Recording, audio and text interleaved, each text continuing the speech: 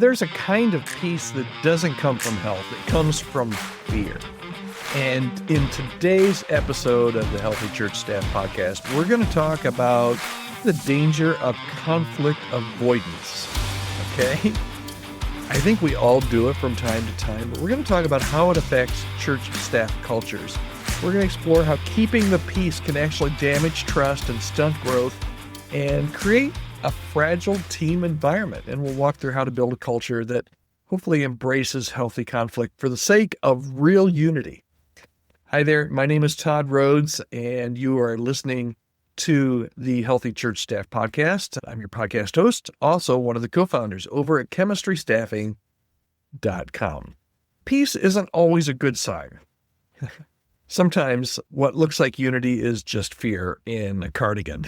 Today, we're going to talk about the kind of staff culture that avoids conflict at all costs, and it will pay the price in trust and creativity and long-term health. So stick with me. This could be one that stings a little bit, and I know it's Friday if you're listening to this on the day that it's released, but it's a heavy topic for a Friday, but we're going to go for it anyway. It could also be something that could really save you and your team. All right, so let's talk about what false peace even looks like. It's meetings where people nod, but they don't speak up, and real issues that everybody knows. It's the elephant in the room, but they go unaddressed because maybe it's just not the right time, right? The pressure to be agreeable it's just everybody just feels like we just need to agree. Even when there's clear disagreement, you just kind of leave the room and say, okay, we're not going to mess with this right now. And what you end up with is fake harmony. People get polite. At first, they just figure, hey, it's not worth a fight. They're polite at first. And then they get maybe a little bit more passive aggressive. They smile in the meetings and then they vent in their office in private later. I once knew a pastor that left a board meeting, went into his office. He would love it if I told this story, so hopefully he's listening. Kicked his trash can, and his foot got the trash can, but also got his desk.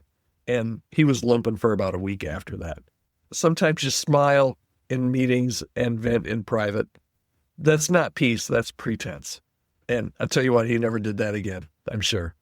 Conflict avoidance feels spiritual. It's kind of scriptural not to be in conflict, right?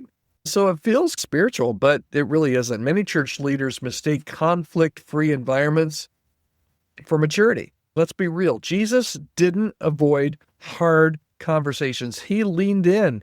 Listen, Paul called Peter to his face. The early church debated doctrine with intensity. You think some of the doctrinal debates today are intense? They didn't include body parts. If the debates were absolutely intense in the early church, they didn't shy away from that conflict. Avoiding conflict doesn't make you holy. It makes you unhealthy over time. And eventually, all that buried tension shows up elsewhere in either turnout or burnout and surprise exits. So what real unity looks like is forged in the fire of honest conversations, okay? And that's part of what we're having. I'm excited about some of the things that are happening in our country because it's been taboo to even have conversations with people that maybe you don't agree with. And finally, people are starting to have conversations with each other. Honest, legit, calm conversations. And here's what that looks like. Norms for feedback are up and down and sideways. There's psychological safety where people can say hard things without fear. Disagreements that lead to deeper understanding, not division. And a healthy team doesn't avoid conflict. It knows how to do conflict. And it knows how to do conflict well. And that makes all the difference. Makes all the difference. Here's the final thought for today. If everybody's always smiling and nothing ever feels tense, you might think that's a sign of health, but it's not. It might be a warning sign. It might be that you're avoiding the very things that you need to be talking about. How does your team handle disagreement? Is there space for honesty? I'd love to hear how you're doing And if there's a way that I can help you work through some of this mess, and it does get messy at your church, you can always reach out to me, podcast@chemistrystaffing.com. And if there's any way that I can help your church in the area of staffing or compensation analysis or succession planning, any of those kind of things, reach out to me. Either myself or somebody on our team here at Chemistry would be glad to see if there's a way that we can partner with you and come alongside and make your ministry life better and make your church more successful. All right, that's it for today. If you're listening, it's Friday. If you're listening on Friday, hope you have a great weekend, and we'll be right back here on Monday. Hope you have a great day.